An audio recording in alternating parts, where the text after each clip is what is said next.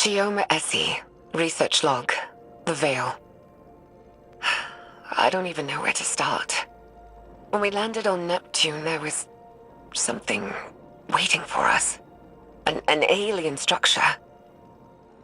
It's an electromagnetic anomaly. No mass, but a tangible surface area.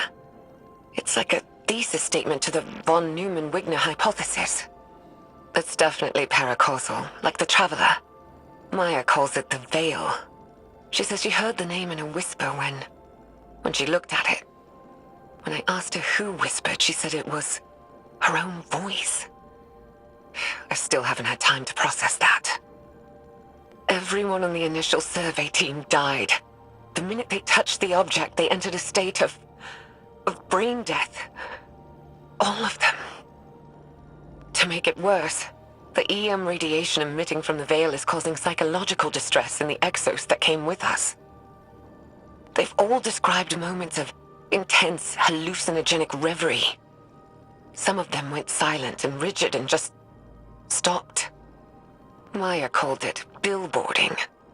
Something from the early days of Clovis Bray's Exomind project. She doesn't seem afraid or surprised.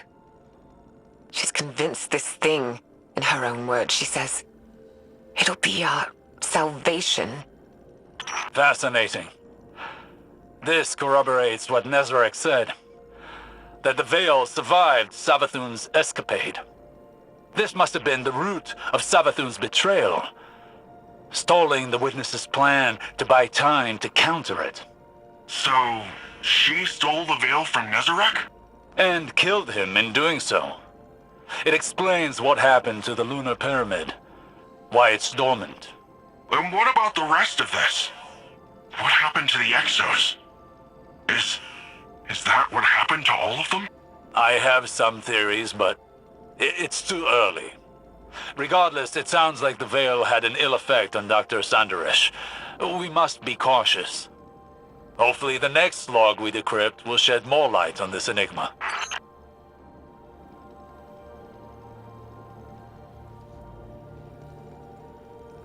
Chioma Esi, research log, the Veil. We shouldn't settle here. It's a mistake. But Maya is insistent that we have to build our long-term shelters near the Veil. We're almost done constructing an enclosure around it. Once the field emitters are up, we should at least be safe from its radiation.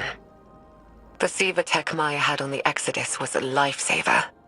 Not only for building the enclosure, but shelters, tools. We'd be dead without it.